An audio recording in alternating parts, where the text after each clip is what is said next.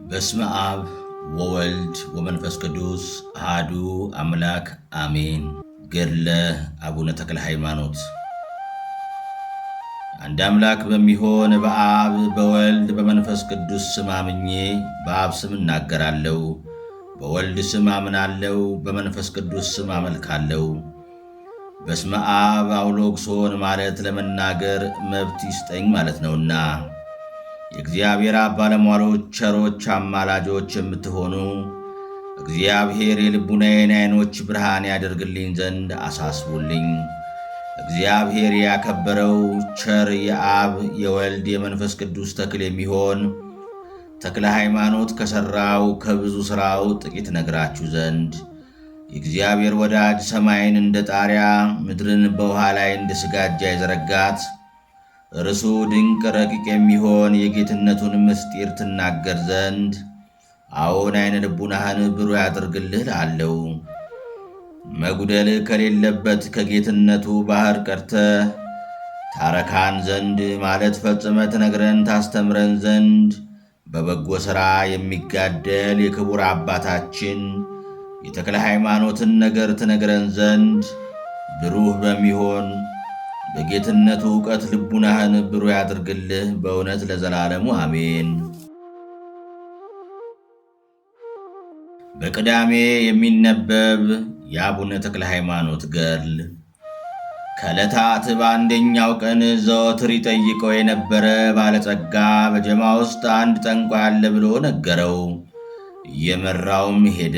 አባታችን ተክለ ሃይማኖትም ጠንቋዩን አግኝቶ በላዩ ሲያማትብበት አፍሮ ሚስቱን ትቶ ሸሸ። ብፁዕ አባታችንም ሴቲቱን ይዞ ወደ በዓቱ አመጣትና የሃይማኖትን ነገር አስተማራት። አሳምኖ የምንኩስና ልብስም አለበሳት። ይህም ነገር በየስፍራ ሁሉ ተሰማ።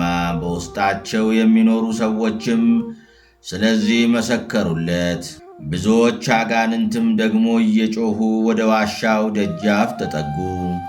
ድምፃቸውም እንደ ጦርነት ቀን ፈረስና እንደ ብዙ ሰረገላ ድምፅ ነው።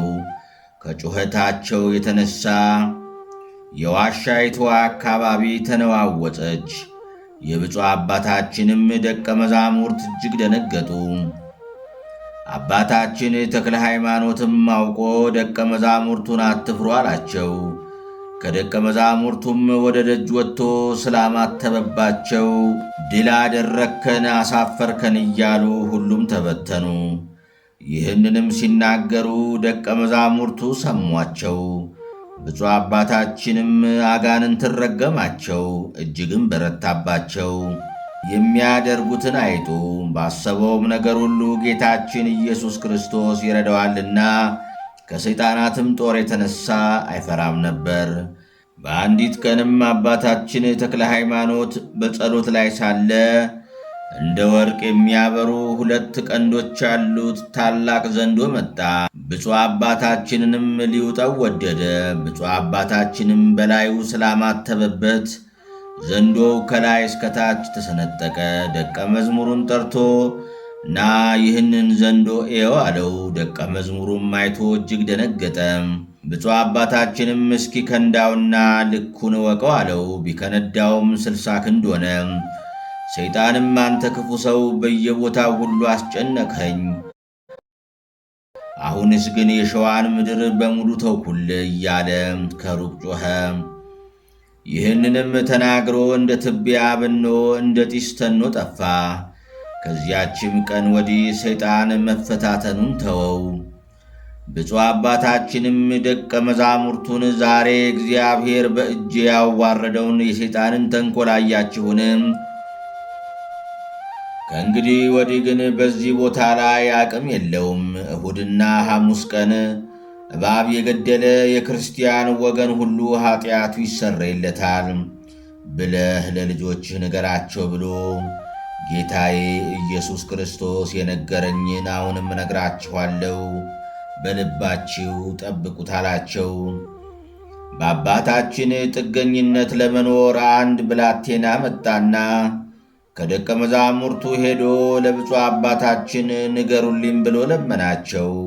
ለጊዜው ተግባረ ዕድ ይዘው ነበርና ለአባታችን እስክነግርልህ ትንሽ ቆይ አሉት። ከቤት በገቡ ጊዜ ግን ረሱት። መንፈቀ ሌሊት ሲሆን ወደ እኔ የመጣውን ብላቴና ለምን ረሳችሁት? መምጣቱን ስለምን አልነገራችሁኝም? አላቸው። በነጋም ጊዜ ያንን ብላቴና ትናንትና ከነበረበት ስፍራ በደህና አገኙትና ወደ አባታችን ወሰዱት።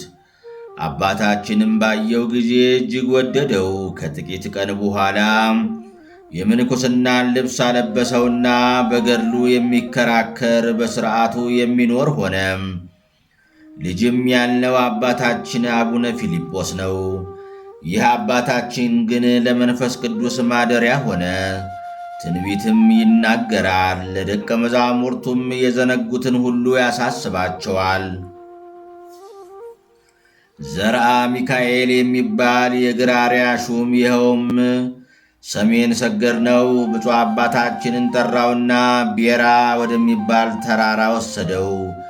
የሀገሩ ሰዎች የሚሰግዱለት ከባለ ዛሮች ወገን አንድ ሰው በዚያ ነበርና ወደ ብፁዕ አባታችን አመጡት።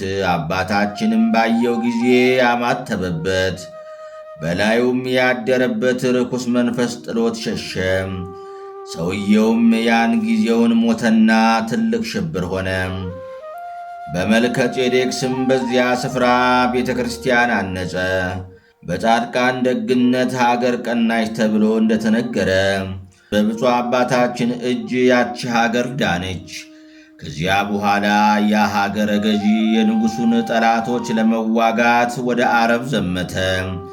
ከዚያም ታሞ ለመሞት ደርሶ ሳለ እነሆ አባቴ ተክለ ሃይማኖት ወደ እኔ መጣ፣ በግልጽ አየዋለሁ እያለ ተናገረ። ከበውት የቆሙትንም የእጁን መስቀልና ማዕጠንቱን አታዩምን? አላቸው።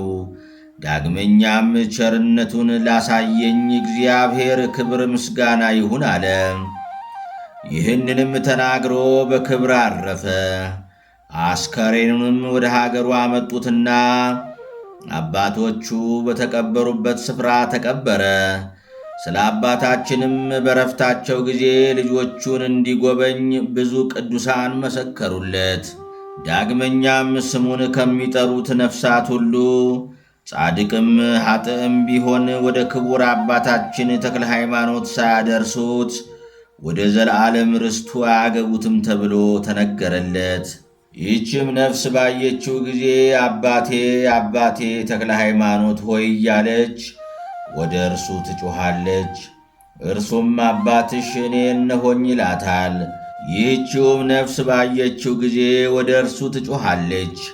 አባቴ አባቴ ትለዋለች።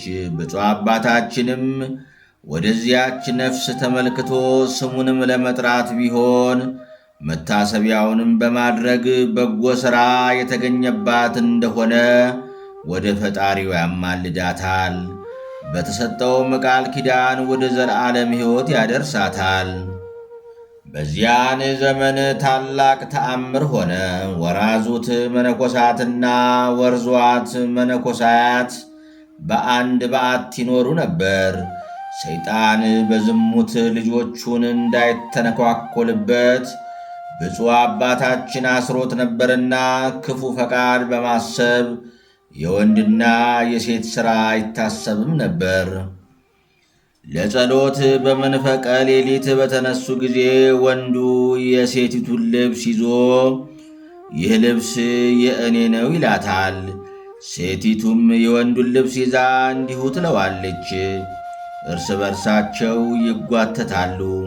እንዳላደጉ ሕፃናት ሐልዮ ኀጢአት ስላልነበረባቸው የድንቆች ወገን የሚሆን አባታችን ተክለ ሃይማኖት ባለበት ዘመን ሁሉ መነኮሳትን የሚያስነውራቸው ነገር ከቶ አልተሰማም። ስማቸው አባ ኤልሳ፣ አባ ፊልጶስ፣ አባ አኖሬዎስ፣ አባ ዜና ማርቆስ፣ አባ ቶማስ፣ አባ ታዲዮስ፣ አባ ስምዖን፣ አባ ተስፋ ሕፃን፣ አባ ይትባረክ፣ አባ ተስፋ ስሉስ፣ አባ ክርስቶስ ቤዛነ፣ አባ አድኃኒ፣ አባ መስቀል ሞዓ፣ አባ ክርስቶስ ሞዓ፣ አባ ኤዎስጣቴዎስ፣ አባ ኢዮስያስ፣ አባ ማርቆስ የሚባሉ ደቀ መዛሙርቱ ከእርሱ ጋር ይኖሩ ነበር። እነዚህም መላእክትን የሚመስሉ የምድር ምሰሶች የተባሉ ናቸው። ከልጆቹም ብዙዎቹ በገድል የተፈተኑ ሆኑ። ጠባቂያችን አባታችን የክርስቶስ ምስለኔ ሆኗልና መንፈቀ ሌሊትም በሆነ ጊዜ ሁሉም አብረው ወደ ቤተ ክርስቲያን ይገባሉ። ብፁዕ አባታችን መብራት ይዞ ፊታቸውን ይመለከታል።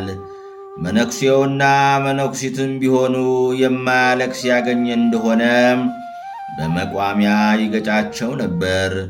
እያንዳንዱንም አንተ ጎስቋላ ሆይ በዚህ ካላለቀስክ በወዲያኛው በገሃነም መጽናናት፣ መረጋጋት፣ ረፍት በሌለበት ታለቅሳለህ ይለው ነበር። በቅዳሴም ጊዜ እንዲሁ ያደርጋል።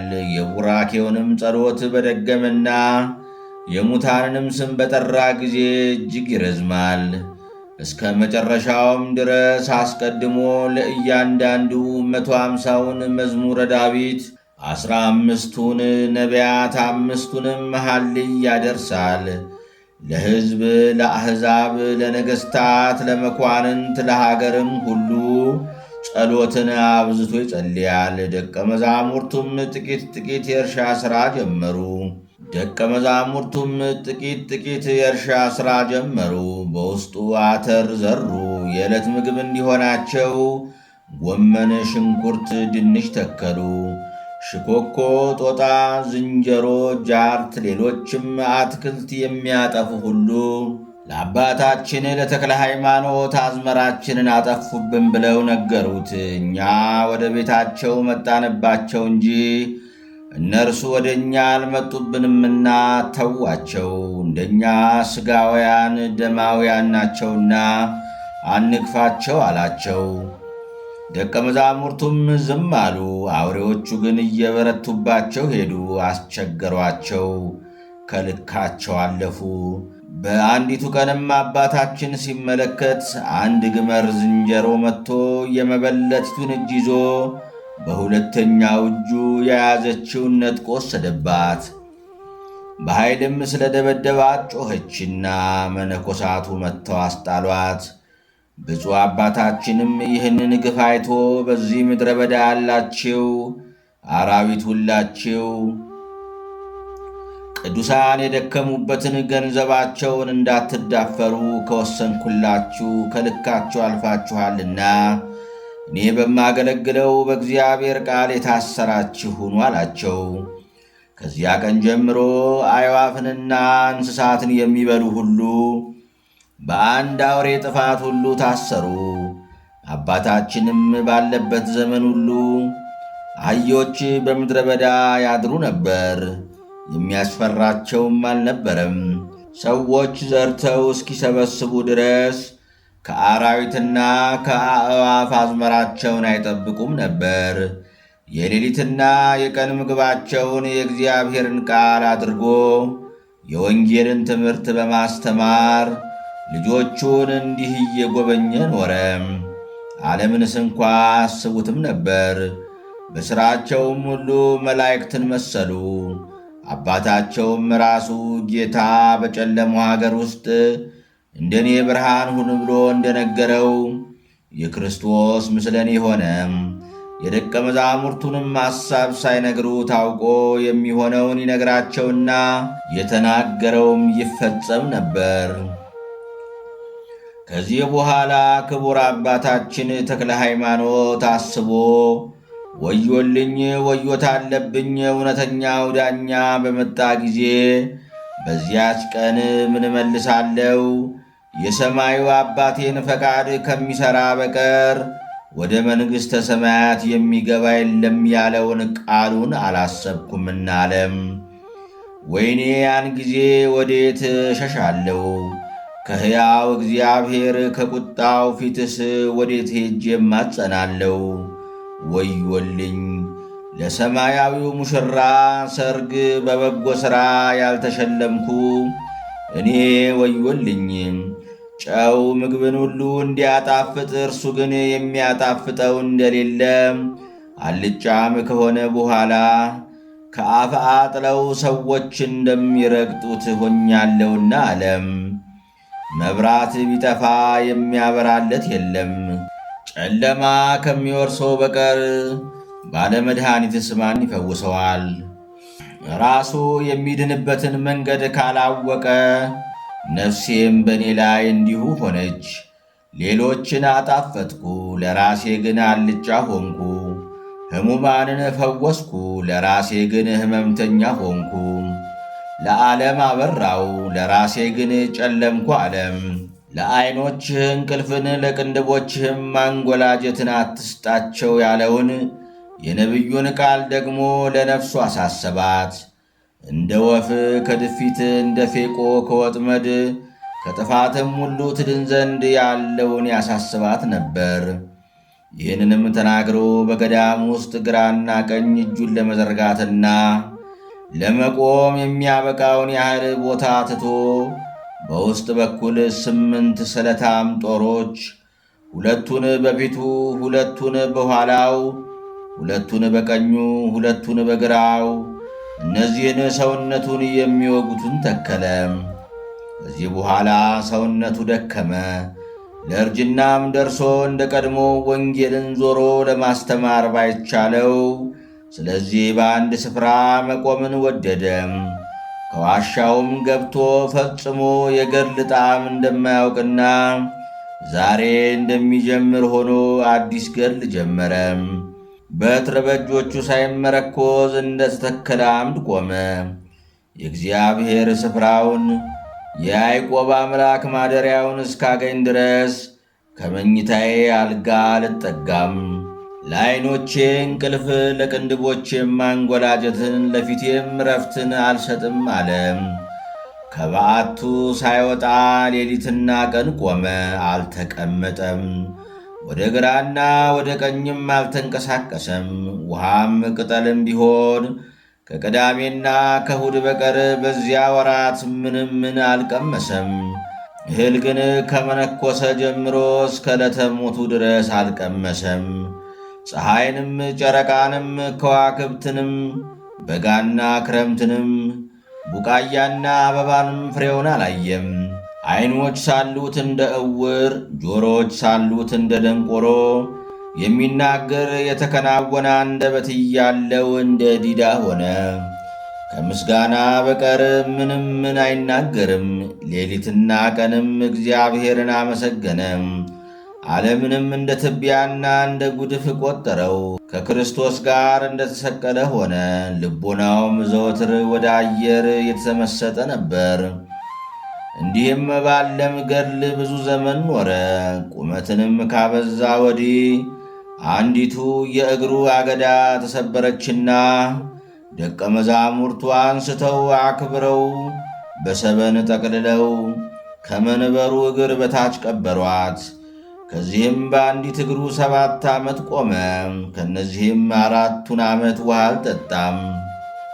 ድካም በማብዛት እንደ ነቢያት፣ ወንጌልን በማስተማር እንደ ሐዋርያት፣ በመገረፍ እንደ ሰማዕታት፣ አጥንቱ ከሥጋው ጋር እስኪጣበቅ ከሰውነቱም ማለቅ ብዛትና የሚያቃጥለውን ላብ እንደ ደም ዠረርታ በማፍሰስ ከስግደቱ የተነሣ የሰውነቱ መለያ እስኪቈጠር ድረስ ተባሕቶውን በመያዝ እንደ መነኮሳት ሆኖ መንፈሳዊ መገዛቱን ለመጨረስ ቆርጦ ተነሣ። ጸሎቱም እንደማይደርቅ ውሃ ምንጭ ወይም እንደ ትንፋሸ ሌሊትና ቀን የንባውን አወራረዱ ያለ ልክ ነበር። ከሁሉ ግን የሚበልጥ ሥራው የሥጋ ፈቃድን መተውና መንፈስ ቅዱስን የተሞሉ አባቶች የከለከሉትን ውዳሴ ከንቱን መናቅ ነው። እንደዚህ ባለ ሥራ ሳለ ለስም አጠራሩ ስግደት የሚገባው ጌታችን ኢየሱስ ክርስቶስ ወደ እርሱ መጣ። ለስም አጠራሯ ስግደት የሚገባት በሁለት ወገን ድንግል የምትሆን እመቤታችን ቅድስት ድንግል ማርያም አብራው ነበረች። 15ቱ ነቢያት፣ 12ቱ ሐዋርያት፣ ብዙዎቹም የሰማይ ሠራዊት የመላእክት አለቆችም የብርሃን ልብስ ይዘው መጡ። ብፁዕ አባታችንንም ፈጣሪውን እንዲህ አለው፣ ወዳጄ ተክለ ሃይማኖት ሆይ እንዴት አለ! ከድካምና ከሐዘን ወደ ዘላለም ድሎትና ወደ ዕረፍት ከባርነት ወደ ነፃነት ላወጣ ወደ አንተ መጥቻለሁ። መታሰቢያህን ለሚያደርግ ስምህን ለሚጠራ ሰው ሁሉ እኔ እስከ 10 ትውልድ ምረዋለሁ ብዬ በእውነት ነግርሃለሁ። ቤተ ክርስቲያንንም ለሠራ በሰማይ የመንግሥት ቤት እኔ እሠራለታለሁ። የገድልህንም መጽሐፍ ለጻፈ አንተንም በመተማመንም ላጻፈው በሰማይ በሕይወት መጽሐፍ ስማቸውን እኔ እጽፋለሁ። በስምህ እንግዳ የተቀበለውን እንግዳ ሆኖ ወደ እኔ በመጣ ጊዜ እኔ እቀበለዋለሁ፣ በቤቴም ጥላ አሳርፈዋለሁ። በስምህ ለተራበው ያበላ የሕይወትን እንጀራ እኔ አበለዋለሁ። በስምህ ለተጠሙት ያጠጣውንም ከጎኔ ከፈሰሰው ደም ምንጭ እኔ አጠጣዋለሁ። ደስ ብሎት በዓልህን ያከበረውን ሁሉ በሺሁ ዓመት ሁላ ከአንተ ጋር እኔ አስቀምጠዋለሁ። በስምህ የታረዘውን ያለበሰ የሚያበራውን የብርሃን ግምጃን ያለብሰዋለሁ። ለቤተ ክርስቲያንህም ነጭ ስንዴና ሜሮን ዘቢብና ዕጣን የሚያገባውን እኔ ጸሎቱን ሰማዋለሁ፣ ኀጢአቱንም ይቅር እለዋለሁ። ከዚህ ሁሉ ድሃ የሆነ ሰው ቢኖር በመታሰቢያ ቀን ያዘነውን ቢያጽናና ድውዩንም ቢጠይቅ ለመታሰቢያ በሚደረግበት ሁሉ ቅጠል በመቁረጥም ቢሆን ወይም እንጨት በመፍለጥ ውሃ በመቅዳትም ቢሆን በዚሁ ሁሉ ቢራዳና ቢያገለግል እኔ ለመንግሥተ ሰማያት አበቀዋለሁ። ከሩቅም ከቅርብም ቢመጣ ወደ መቃብር የሄደውን እኔ ወደ መቃብሬ ወደ ኢየሩሳሌም እንደሄደ ቈጥረዋለሁ። በመታሰቢያ ቀን ሥጋዬን ደሜን የተቀበለውንም ስማቸው ከተጠራው ገድላቸው ከተነገረው ልጆች ጋር እኔ ደምረዋለሁ። ሥጋዬን ደሜን መቀበል ባይቻለው ከመታሰቢያ ማዕድ የወደቀውን ፍርፋሪ ቢበላ እኔ ኢየሱስ ክርስቶስ ቃሌ የማይታበለው በሰማያዊት ኢየሩሳሌም በባለሟልነት እንዲቀርብ ሥልጣን እሰጠዋለሁ። ስለ ሃይማኖቱም በመንግሥተ ሰማያት ካንተ ጋር አኖረዋለሁ። አንተ ከተቀበርክበት ቤተ ክርስቲያንም በታነጸበት ቦታ የተቀበረ ሁሉ በእኔ ዘንድ ዋጋ አለው። ገሃነመ እሳትንም ከቶ አያይም። ስሙ በሕይወት መጽሐፍ ያልተጻፈውም ሁሉ በቦታ አይቀበርም። ከጉር እስከ ሸምን ወንዝ ድረስ የተቀበረውንም ሁሉ ምሬልሃለሁ። ለአንተም ለዘላለም መታሰቢያ ይሆንልህ ዘንድ ቃል ኪዳን ሰጠው። እነሆ መቀዳደምን ጨረስክ፣ ሃይማኖትህንም ጠበቅህም። በጥቂቱ የታመንክ የሆንክ ቸር ባሪያ ሆይ እንደ ባሕር አሸዋና እንደ ሰማይ ከዋክብት ብዛታቸው ስለማይቈጠረው ከአንተም በኋላ ስለሚነሱት ስለ ብዙዎቹ ልጆች በ15ቱ የገነት አገሮች በ5ቱ መንግሥተ ሰማያት ላይ እሾምሃለሁ አለው። ዳግመኛም ጌታችን ዐይኖችህን አንሳ አለው። ዐይኖቹንም አንስቶ በገዳሙ ላይ ተመለከተም። ጽንፍ እስከ ጽንፍ ረቦ በበታቹም ነጫጮችና ቀያዮች ወፎች አየም።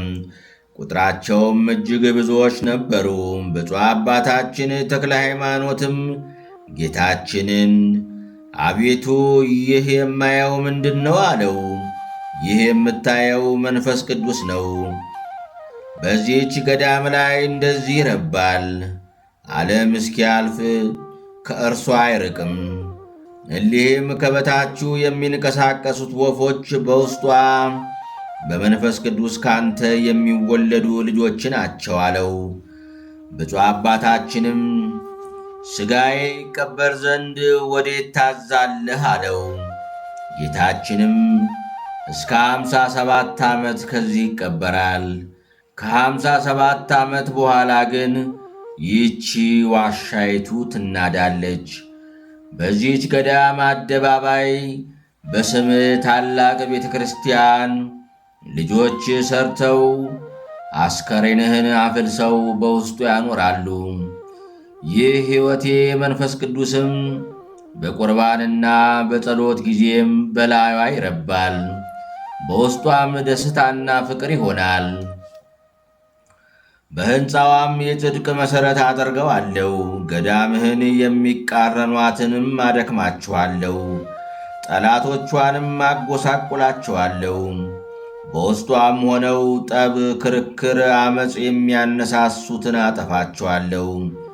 ቃል ኪዳንህን አምነው ለሚጠጉባትም በውስጧ አገለጥላችኋለሁ። ጸሎታቸውንም እሰማቸዋለሁ፣ ከክፉም ሁሉ አድናቸዋለሁ። በላይዋም ረሃብ፣ የእህል መታጣት፣ የእንስሳ ሞት አላመጣም። እስከ ዘላለም ዕረፍትን እሰጣታለሁ። ድሆቿን እህል አጠግባቸዋለሁ፣ አገልጋዮቿ ካህናትንም ሕይወት አለብሳቸዋለሁ። ጻድቃኖቿም ደስ ይሰኛሉ አለው። ብፁዕ አባታችንም መጠኔ አይደለውን ይህን ሁሉ ክብር የሰጠኸኝ አቤቱ ለአንተ ክብር ምስጋና ይገባል። ነገር ግን በቸርነት ብዛት ሰውንም በመውደድህ ነው እንጂ በበጎ ሥራዬ አይደለም ብሎ ዳግመኛም አቤቱ ነፍሴን በምን ትለያታለህ አለው። ጌታም በሥራ ሁሉ እነሆ እኔን ተከተልህ። ወዳጄ ተክለ ሃይማኖት ሆይ አሁንም በመንግሥተ ሰማያት መንገሥን ከእኔ ጋር እንድትስተካከል በሞቴም ልትመስለኝ ይገባሃል።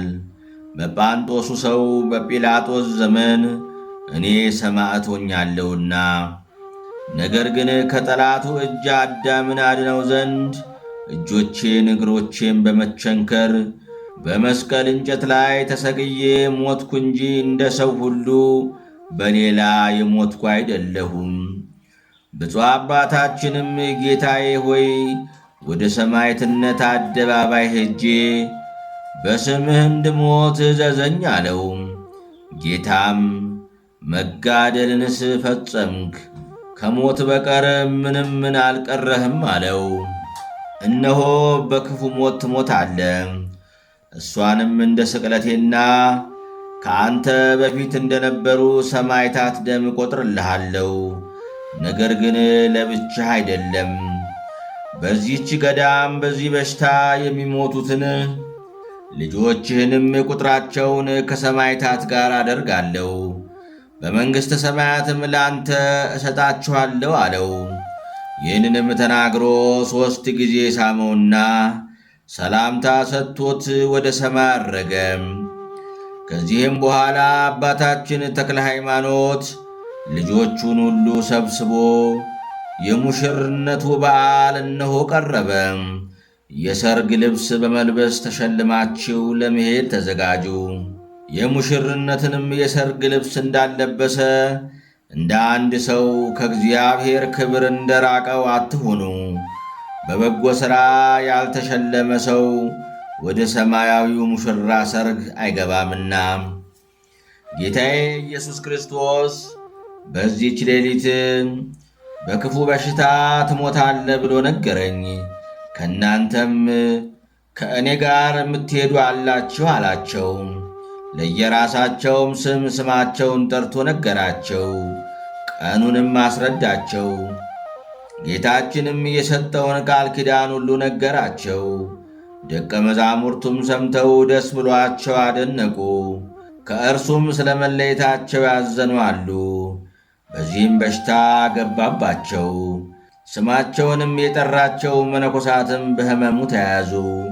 ብፁዕ አባታችንም በግልጽ ሲመለከት ከበሽታዎች ሠራዊት አንዲቷ መጥታ ነደፈችው። የጌታዬ ፈቃድ ሆነ እንጂ እኔን ለመንደፍ አንቺ የደፈርሽ አይደለሽም። ስላላስፈቀድሽኝ ግን አንቺንም ፈጣሪ አጥፋሽ አላት። የበሽታዎችም ሠራዊት እጅግ ፈሩ። አባታችን በፈቃዳችን ወደ አንተ የመጣን አይደለንም፣ አምላክ ላከን እንጂ።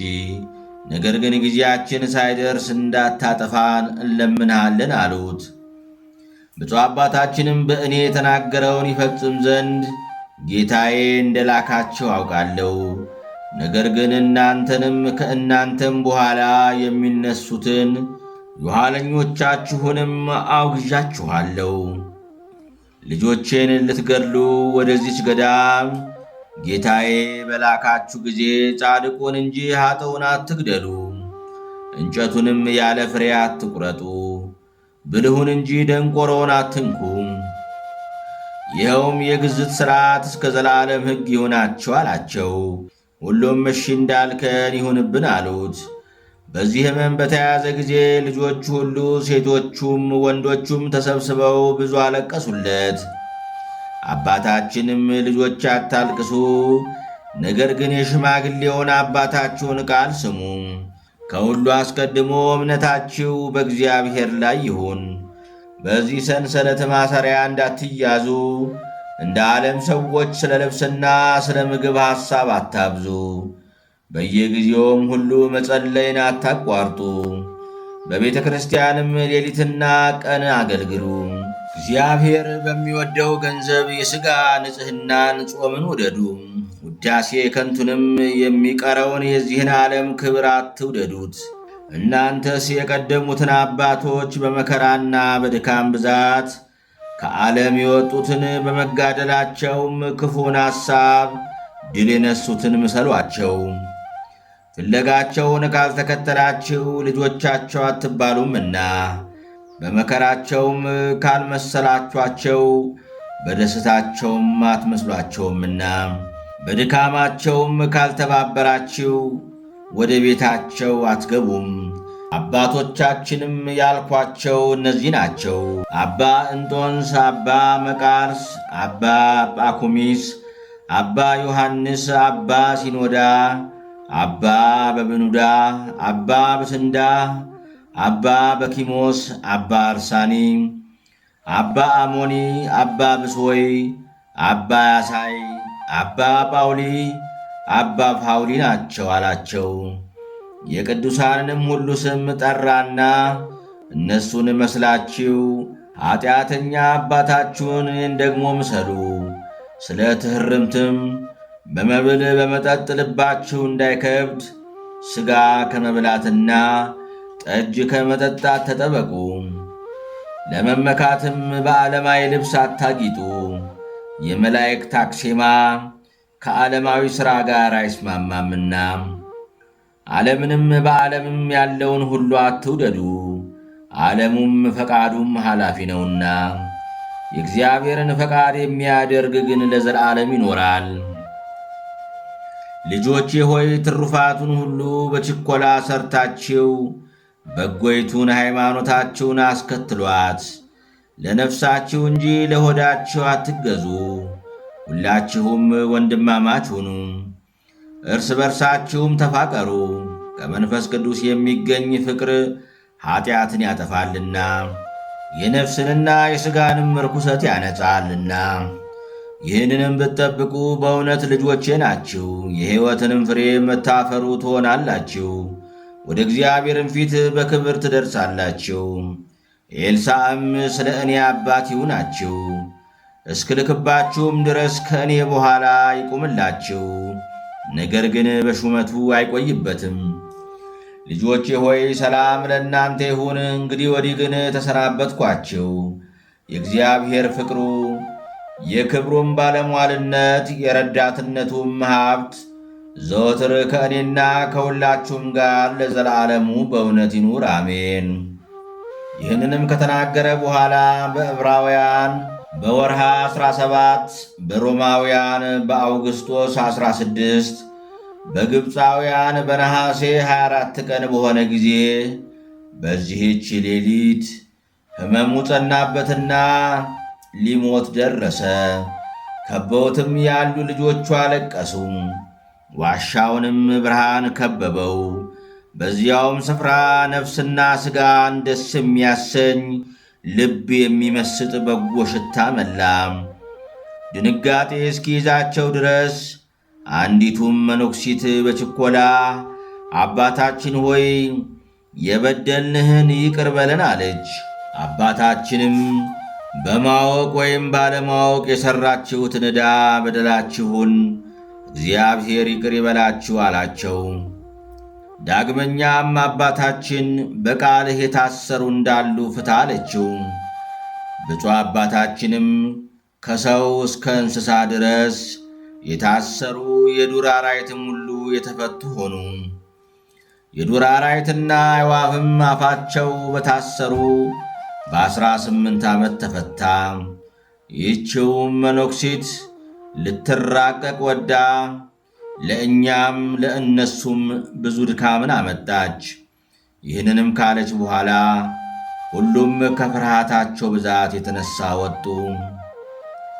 ያን ጊዜም ጌታችን ኢየሱስ ክርስቶስ ከእናቱ ከቅድስት ድንግል ማርያምና ከሚካኤልና ከገብርኤል ከ24ቱ ካህናተ ሰማይም ማዕጠንታቸውን በእጃቸው ይዘው ከብዙዎቹም ከሰማይ መላእክት ጋር ታየው። የብርሃን ድባብ የያዙ አሉ፣ መነሳንስ መብራት የያዙ አሉ። ክቡር አባታችን ተክለ ሃይማኖትም ጌታን ባየው ጊዜ በጉልበቱ ሰገደ። ፈጽሞም ጭኑ እንዳልተሰበረ ሆነ። ከደስታውም ብዛት የተነሣ የሕመሙ ጽናት አልታወቀውም። ጌታችንም ወዳጄ ተክለ ሃይማኖት ሆይ ድካምህ ሁሉ መከራህም ለመታሰቢያ ይሆን ዘንድ በሰማያዊት ኢየሩሳሌም ተጻፈ አለው። ጌታችንም ይህንን እየተነጋገረው የአባታችን የተክለ ሃይማኖት ቅድስት ነፍሱ ከቅዱስ ሥጋው ተለየችና ጌታችን ኢየሱስ ክርስቶስ እቅፍ አድርጎ ሳማት። የጸራሽ ንጽሕት ነፍስ ሆይ ወደ እኔ ነይ፣ ወደ ላይም ሊያሳርጋት የጻድቅ ሞቱ በእግዚአብሔር ፊት ክቡር ነው እያሉ መላእክት የምስጋና መሥዋዕት አቀረቡ።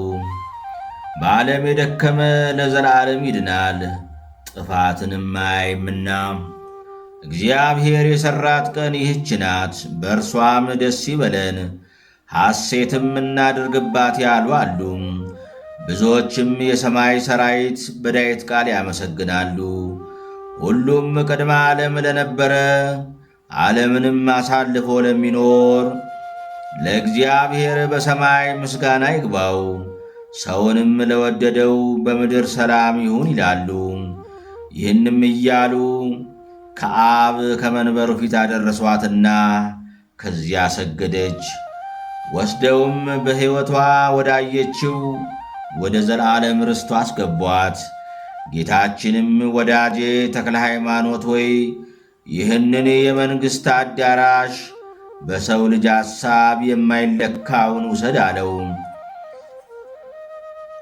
የመለኮትን ባሕሪ የሚናገር የእሳት አንደበት ያለው ልብሰ መንግሥት አለበሰው። በመስቀልም የተጌጡትን 7ቱን የብርሃን አክሊሎች አቀዳጀው። እነዚህ 7 አክሊሎች አንዱ ስለ ቀናች ሃይማኖት፣ አንዱ ሃይማኖትን ለማስተማር ስለ መዞር፣ አንዱ ስለ ደም መፍሰስ፣ አንዱ ጣዖታትንና አጋንንትን ስለ ማጥፋት፣ አንዱ ወደ ኢየሩሳሌም ስለ መውረድ፣ አንዱ በመቆም ብዛት ስለተሰበረው እግርህ፣ አንዱ ስለ ጾምህና ስለ ልቡና ንጽሕና ነው አለው። በ5ቱ መንግሥተ ሰማያት በ15ቱ አህጉረ ገነት ላይ ሾመው። አስቀድሞ ተስፋ እንደሰጠው ልዑል ክቡር በሚሆን ዙፋን ላይ አስቀመጠው። ልጆቹ ግን መንፈሳዊ አባታቸውን አምላካዊ እረኛቸውን አጥተዋልና ብዙን አለቀሱ። ለካህናት ለሊቃነ ጳጳሳት እንደሚገባ በማህሌት በዝማሬ ገንዘው አክብረው ቀበሩት። እንደዚህ ያለውን ገናና እንደምን እናገነዋለን? እንደዚህስ ያለውን ክቡር እንደምን እናከብረዋለን? እንደዚህስ ያለውን ልዑል እንደምን ከፍ ከፍ እናደርገዋለን? ለጌታው የታመነ የሆነውን ስም አጠራሩ በበጎ የቆመውን የመዓዛው ሽታ እንደተወደደ ሽቱ የሆነውን የነገሩ ጣዕም ስሙም በሁሉ እንደ ማር ጣዕም የሆነውን ከእናቱ ማኅፀን ጀምሮ የተመረጠውን እንደዚህ ያለውን አባት እንደምን እናከብረዋለን? በሰውና በእግዚአብሔር ዘንድ የተወደደ ስለ ገርነቱና ስለ ሃይማኖቱም መረጠውና እግዚአብሔር የሚወደውን አደረገ።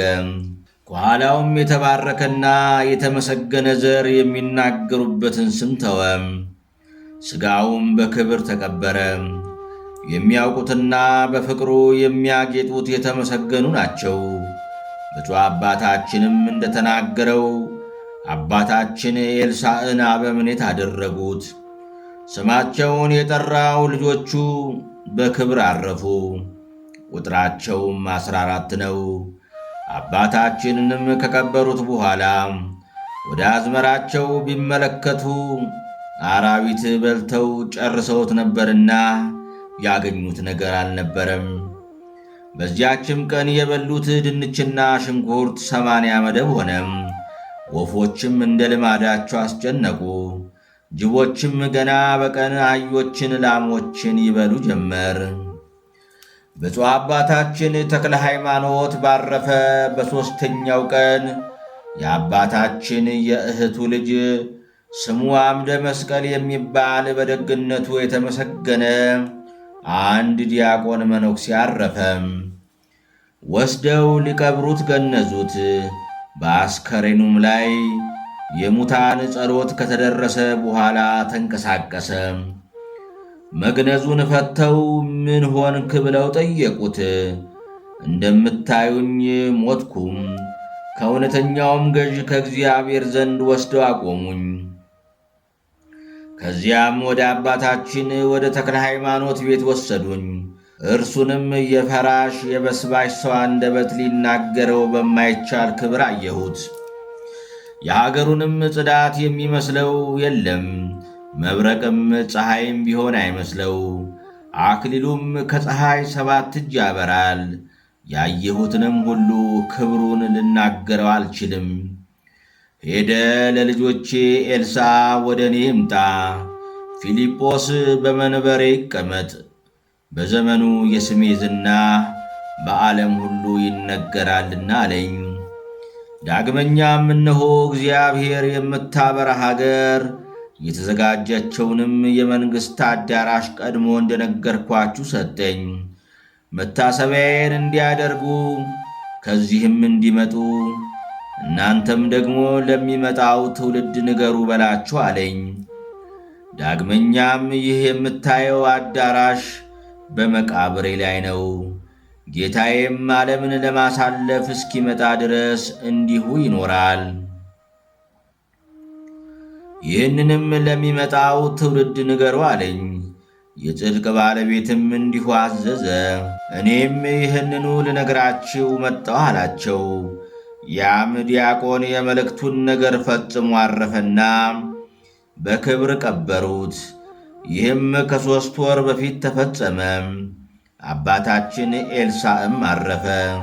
ደቀ መዛሙርቱም እንደታዘዙት አደረጉ። አባታችን ፊልጶስንም በአባታችን በተክለ ሃይማኖት ወንበር አስቀመጡት። ይህንንም ክብር በሚገባ አገኘው። ብፁዕ አባታችን የተክለ ሃይማኖት የትሩፋቱ ክብር በእርሱ ላይ ታይቶአልና ከእርሱም ስግው ቃል ያስተማራት እውነተኛ ሕገ ወንጌልን የሚያቀኑ ክርስቶስ ያስነሳቸው 12ቱ መምህራን ከእርሱ ተገኝተዋልና ሐዲስ ሕገ ወንጌልን በማስተማር የመንግሥተ ሰማያት እጮኞች የሚሆኑ 600 የሰቡ በጎች በማሰማራታቸው የሚበዙ ደጋጎች በጎች በበጎ መሰማሪያቸው የሚሰማሩ መንጎች ያሏቸው የሸዋን ምድር በሃይማኖት የተከለለች ያደረጓት 12ቱ እረኞች ከእርሱ ተገኝተዋልና። ይህ ግን አባታችን ፊልጶስ በንጉሡና በከበረው ጳጳስ ትእዛዝ እንደ ሐዋርያት አለቃ እንደ ቅዱስ ጴጥሮስ አለቃ ሆናቸው። ስለዚህም በየተራቸው የአባታቸውን መቃብር እንዲያጥኑ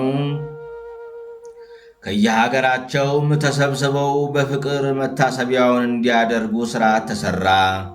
መምህርም በዳሞትና በሸዋ ከተክለ ሃይማኖት ወገን ያልሆነ ሌላ መምህር አይሾምም።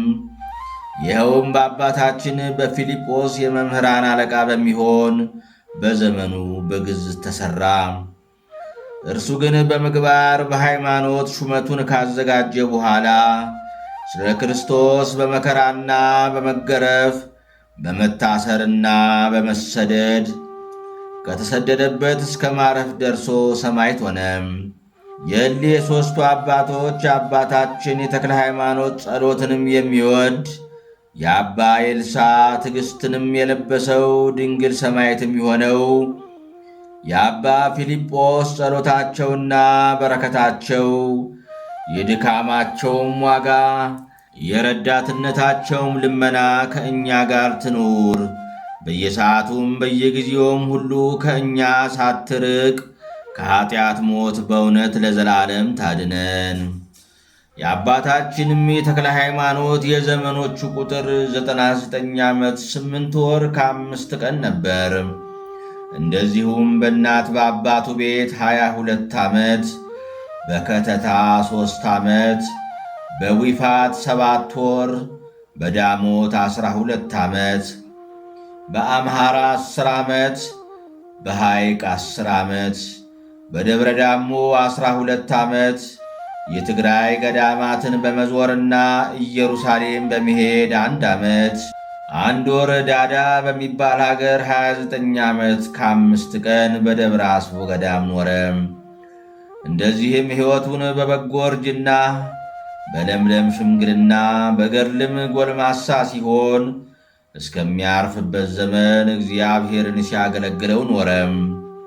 ሌሊትና ቀን በመቆም እግሩ የተሰበረ በክረምትና በበጋ ውርጭ መልኩ የጠቆረ በጌታችን ስም ደም ተቀብቶ ሰማዕት የሆነ ዕንቆ ባሕሪ የድሃ ድልብ የዓለም ፀሐይ የተመረጠ ብርሃን የተወደደ የጠራ የተፈተነ የሽማግሌው አባታችሁ ሕይወት ይህ ነው። የጸሎቱ ኃይል ከክፉ ይጠብቀን ከኀጢአትም ያንጻን። ጸሎቱና በረከቱ በሀገራችን በቅድስት ቤተ ክርስቲያናችን ለዘላለሙ ጸንቶ ይኑር። ይህም ቃል ኪዳን ከክርስቶስ መንጋ ይለየን ለዘላለሙ በእውነት። ለባለሟሉ ለተክለ ሃይማኖት የሰጠውን ቃል ኪዳን እግዚአብሔር እንደፈጸመለት ለማስረዳት ለተቀበረበት ቦታ ምስክር ከእንግዲህ ወዲህ እናቆምለት ዘንድ የእስክንድርያው ሊቀ ጳጳሳት አባ ማቴዎስ ኤጲስቆጶሳትና እልቆሞሳት ልጆቼ ሆይ የተክለ ሃይማኖት አጽም ያለበት ስፍራ ካህናት ቁርባንን በማሳረግ እንዳይቀድሟችሁ እወቁ። በዚያ ስፍራ በማዕጠንትና በቁርባን ጊዜ መንፈስ ቅዱስ ከሰማይ ሲወርድ ዘወትር ያለሁና፣ ስለዚህ ቁርባናችሁ ከቁርባናቸው፣ ዕጣናችሁ ከዕጣናቸው፣ ጸሎታችሁ ከጸሎታቸው ጋር አንድ ይሁን። ከእነርሱም ጋር በአንድነት እንዲያርግ ከእነርሱ አይለያላቸው። ከአባታችን ልጆች ደግሞ 2 መነኮሳት ወደ ኢየሩሳሌም ወረዱ። ከእስክንድርያው ሊቀ ጳጳስ ዘንድ ደርሰው ከእርሱ ከተባረኩ በኋላ ከወዴት መጣችሁ አላቸው። ከኢትዮጵያ ነን አሉት። የእግዚአብሔር ሰው የተክለ ሃይማኖትን መቃብር ታውቃላችሁን አላቸው። አዎን እናውቃለን፣ የመጣነውም ከዚያው ነው አሉት። ሊቀ ጳጳሱም ሰምቶ ተነስቶ ሰገደላቸው። እግራቸውንም ሳመና በምን ነገር ከዚህ መጣችሁ አላቸው። የነፍሳችንን ድህነት ልንሻ አሉ። እርሱም ወይ ሰው የነፍሱን ድህነት ሳያውቅ ለካ ይጎዳል በማለት ጮኸም። መድኃኒታችሁን ተዋችሁት፣ ሕይወታችሁንም ጠላችሁት። ጌታ ለተክለ ሃይማኖት አጽም ባረፈበት ቦታ የተቀበረውን ዘወትርም ከእርሷ ዘንድ የሚኖር በሁለተኛይቱ ቀን በግልጽ ካንተ ጋር ይለፍ ያለውን አልሰማችሁትምን? አላቸው። ከሊቀ ጳጳሱም አነጋገር የተነሣ መነኮሳቱ አደነቁ። እኔን ምን ታደንቁኛላችሁ? ይልቁንስ ተመልሳችሁ ወደ ሀገራችሁ ሂዱ አላቸው። እኛስ ከአንተ ጋር እንኖራለን እንጂ አንመለስም አሉት። ምን ሥራ ታውቃላችሁ? አላቸው። የወይን ቦታ ሥራ ተክል መኮትኮት እናውቃለን አሉት። የወይኑንም ቦታ ሥራ እንዲያዩ ላካቸው። ከዚያም በደረሱ ጊዜ በእጃቸው ሳይነኩት ገና በዓይናቸው ቢያዩት ከቦታው ያለው ወይን ደረቀም። ለሊቀ ጳጳሱም ይህንን ነገሩት። ሊቀ ጳጳሱም ሰምቶ እጅግ ደነገጠ።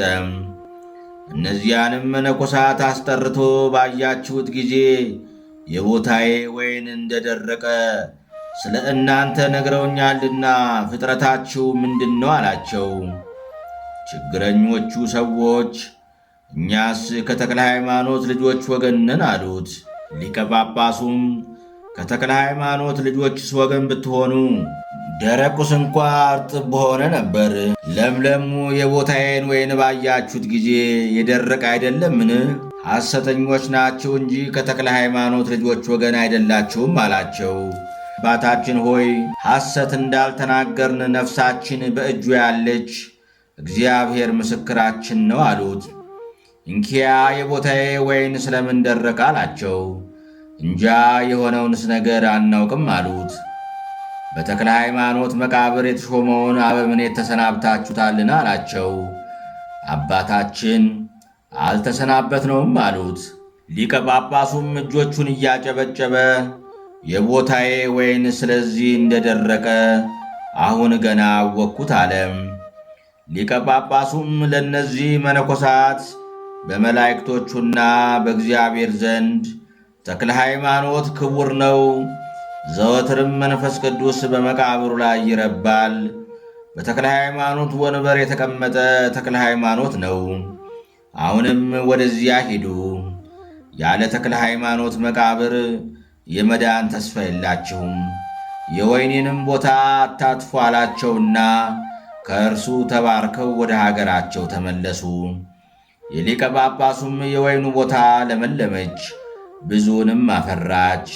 እነዚህም መነኮሳት ይህንን ሲናገሩ ኖሩ። ሰይፈ አርድ በተባለ በነዋየ ክርስቶስ መንግሥት ደግሞ ከንጉሡ ሰራዊት አንዱ ወደ ዋሊ ገዳም ሄዶ 2 መነኮሳት አግኝቶ እጅ ነሳቸው። ከወዴት ነህ አሉት። ከሸዋ ክፍለ አገር ከዚያውም ግራሪያ ከምትባል አውራጃ ነኝ አላቸው። ተክለ ሃይማኖት የሚሉትን ታውቀዋለህን? አሉት። አባቴ ነውና አዎን አውቀዋለሁ አላቸው። ወደ መቃብሩ ደርሰሃልን? አሉት። አዎን ደርሻለሁ አላቸው። እነዚያም መነኮሳት ተነስተው ሰገዱለት። የእግሮቹን ትቢያ ይልሱ እጆቹንም ይስሙ ጀመሩ። ጭፍራውም ጌቶቼ ይህንን ስለምን አደረጋችሁት? አላቸው። እኛስ እናውቃለን አሉት። ዳግመኛም በተክለ ሃይማኖት የመቃብር ቦታ ሥጋውን ደሙን ተቀበልክን? አሉት። አልተቀበልኩም አላቸው። ከቅዱሱ መቃብር ዘንድ ቁርባን ያልተቀበልክ እንቡዘ ልብ ለምን ሆንክ? የተክለ ሃይማኖት አጽም ካረፈበት ቦታ ቁርባንን የተቀበለ ሁሉ ሲኦልን አያይም ሲል ከጌታ አንደበት ሰማን ብለን በእውነት እነግርሃለን አሉት። በውስጧም የሚቀበር ለዘላለሙ አይጎዳም። እኛም መንፈስ ቅዱስ በየሰዓቱ ይልቁንም በቁርባን ጊዜ እየወረደ በውስጧም መሥዋዕት ለሚያቀርቡት መዓዛ ያለውን ሽቱ ሲቀባቸው ዘወትር እናያለን። እንደ ብርሃን ደመና በላይዋ የረበበ ነው እንጂ ሌሊትና ቀን ከእርሷ መንፈስ ቅዱስ አይርቅም። እንዲሁም ዘወትር ይኖራል። በእርሷ የተቀመጠ በደጇም የቆመ በውስጧም የተቀበረ በረድኤቷም የተጠጋ የተመሰገነ ነው። ያለ ተክለ ሃይማኖት ጸሎት ረድኤት ለኢትዮጵያ ሰዎች ይልቁንም ለሸዋ ሰዎች የመዳን ተስፋ የላቸውም አሉት። ሌላም የተሰወረ ምስጢር ነገሩት። ሌላውን ግን ልንጽፈው አንችልም። ይህንን ብለውት ከእርሱ ተሰወሩ። ስለ ተክለ ሃይማኖት ገናናነትና ክብር ብዙ ምስክሮችን እናቆም ዘንድ በቻልን ነበር። ነገር ግን በሁለት በሦስት ምስክር ነገር ሁሉ ይጸናልና ለሰሚዎች ነገር እንዳይበዛ በማለት ተውነው። መምህር የሚሆን የአባታችን የተክለ ሃይማኖት አማላጅነት ፈጽሞ ከጠላት ከዲያብሎስ ኃይል ያድነን፣ ከክፉ ነገርም ከቀትር ጋኔንና ከድንገት ደዌም በየሰዓቱ በየጊዜውም ሁሉ በእውነት ለዘላለሙ ይጠብቀን። በአባታችን በተክለ ሃይማኖት ወንበር የተቀመጠ የጽድቁን ግምጃ በተጎናጸፈ በፍቅሩም ፍላጻ በተነደፈ በአባታችን በጴጥሮስ ትእዛዝ ከዓመተ ኩነኔ በ6542 ዓመት ከድንግል ማርያም መወለድ በ1027 ዓመት ይህንን መጽሐፍ ሰበከልን።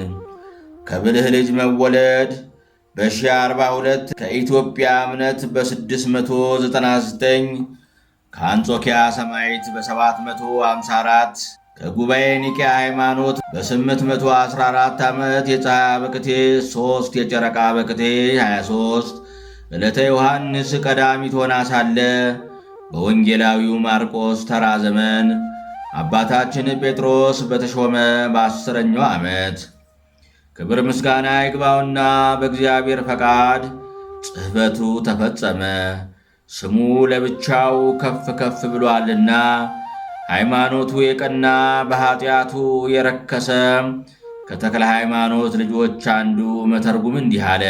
ይህንን ያነበባችሁ ለኀጢአቱ ስርየት ለምኑለት ለዘላለሙ በእውነት። የጻፈውን 7ኛውን እጨጌ አባ ዮሐንስ ከማን ያሳተመውን ማኅበረ ደብረ ሊባኖስ ያነበበውን የተረጎመውን ቃሎቹንም የሰማነውን ባለመለየት ሁላችንንም አብሮ ይማረን። የምናመሰግነው እግዚአብሔር ይቅርታውን ቸርነቱን ይስጠን፣ መንግሥቱንም ያውርሰን። ያለ ዘርአ ብእሲ በወለደችው በሁለት ወገን ድንግል በምትሆን በእመቤታችን አማላጅነት ፈቃዱን ስለፈጸሙ ሁሉ አማላጅነት የአባታችን የአቡነ ተክለ ሃይማኖት ጽዋ ፈንታውን ዕድል ተርታውን ያድለን፣ ባለሟልነቱንና ክብሩንም ያልብሰን። የሰይጣንንም ሠራዊት ከእግሮቻችን በታች ይጣላቸው ለዘላለሙ በእውነት። የጸሎቱ ኃይል ከክፉ ይጠብቀን፣ ከኀጢአትም ያንጻን። ጸሎቱና በረከቱ በሀገራችን በኢትዮጵያ በቅድስት ቤተ ክርስቲያናችን ለዘላለሙ ጸንቶ ይኑር። ይህም ቃል ኪዳን ከክርስቶስ መንጋ ይለየን ለዘላለሙ በእውነት። የአባታችን አቡነ ተክለ ሃይማኖት በቀዳሚት የሚነበብ ገድል ተፈጸመ። አነሳስቶ ላስጀመረን አስጀምሮ ላስፈጸመን ለልዑል እግዚአብሔር ክብር ምስጋና ይሁን፣ አሜን።